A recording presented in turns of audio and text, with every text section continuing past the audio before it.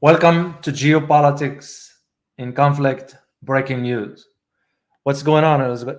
So, what is going on this happened very, very recently, Mm-hmm. and that is that the U.S. President Biden's administration went back on a particular promise. And that promise was that the war in Yemen would come to a conclusion. And what just happened?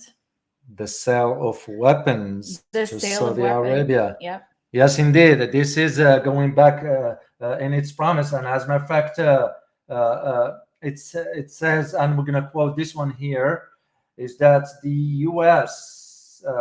Proposed sale will support U.S. foreign policy and national security of the United States by helping to improve the security of a friendly country. And yet, the Biden administration did disclose at the beginning of its term that they will stop the sale of weapons to the Saudis. Yes. So this is Yes. hypocrisy at display. So the six, And it's a lot. It's a lot of weapons too. It's well, it's a $650 million. That's the only difference about this one here. This one doesn't require the approval of Congress. However, Congress can still block it if they want to. There are those, and mainly who's going to be in charge of this sale is Massachusetts company. It's Raytheon.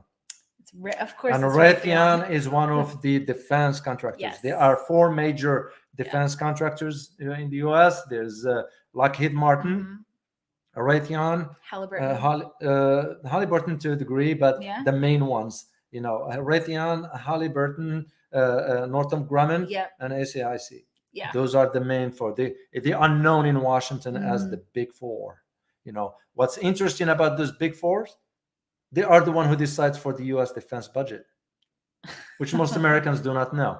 It is not the Congress. So defense companies are deciding the defense budget. Yeah, you have to understand the triangle. It's called the triangle for Yeah. how the lobbyists work. Wow. Congress, Department of Defense, defense contractors.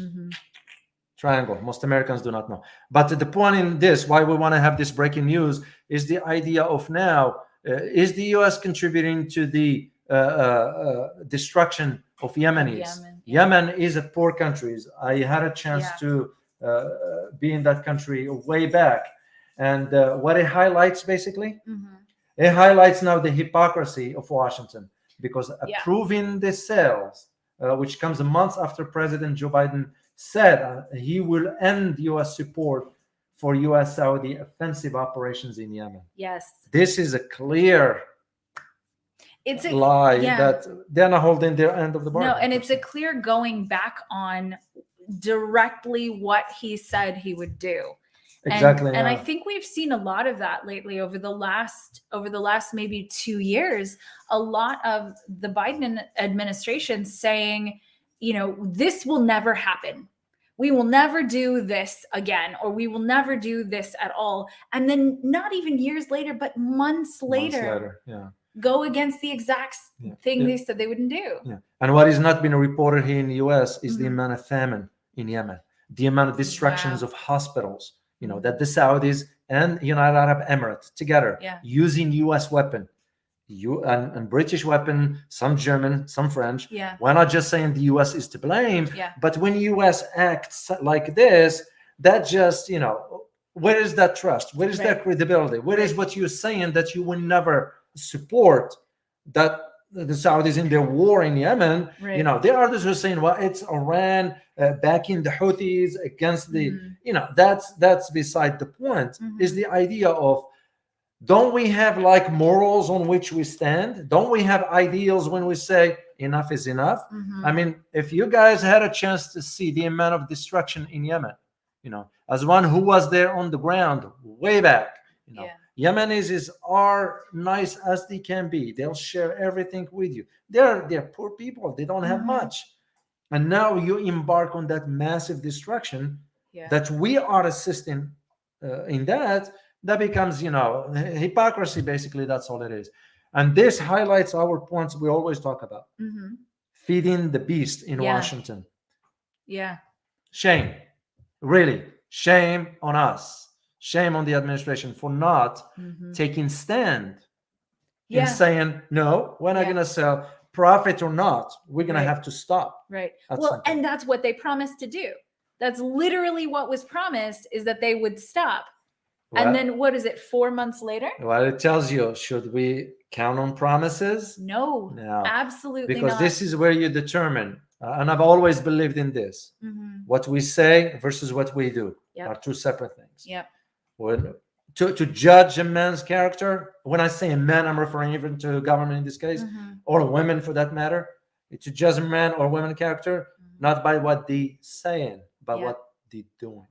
I agree completely. So well, we just wanted to share with you of this. Of course, the idea of these missiles, 650, usually it's nothing in comparison to the sale purchases for weapons. Yeah, what they said is specifically it includes up to 280 air-to-air missiles. Yeah. AIM 120C.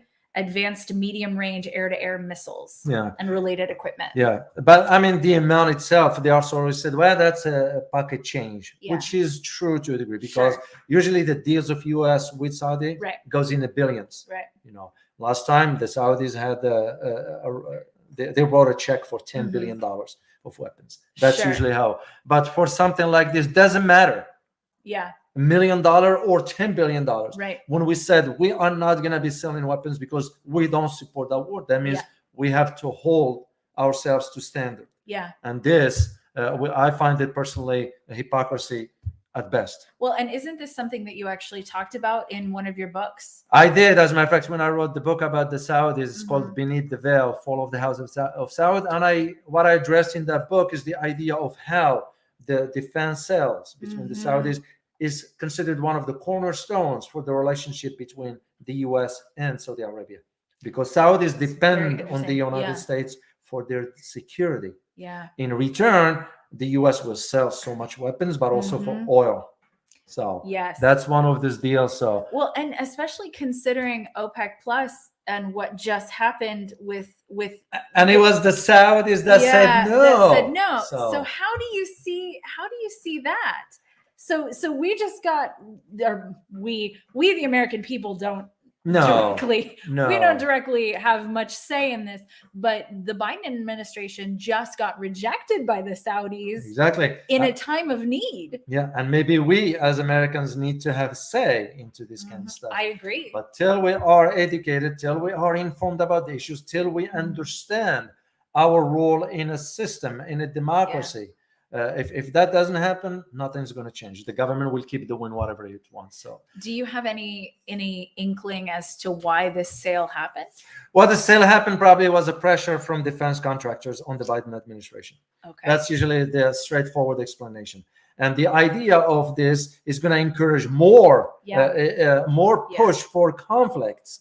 We already know what's going on with Taiwan right now with the US and all that stuff. Yeah. All this. So just when you see the rise of those tensions, that usually has one objective and one objective only. Yeah. The sale of weapons. Because Washington depends on conflict to feed the weapon industry in the United States.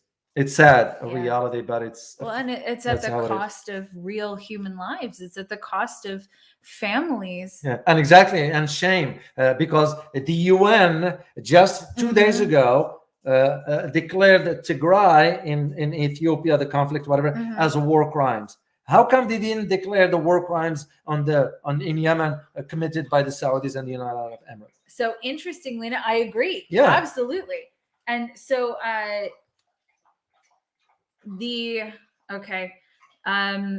on February 4th, Biden declared his commitment to end the war in Yemen, which he called a humanitarian and strategic catastrophe.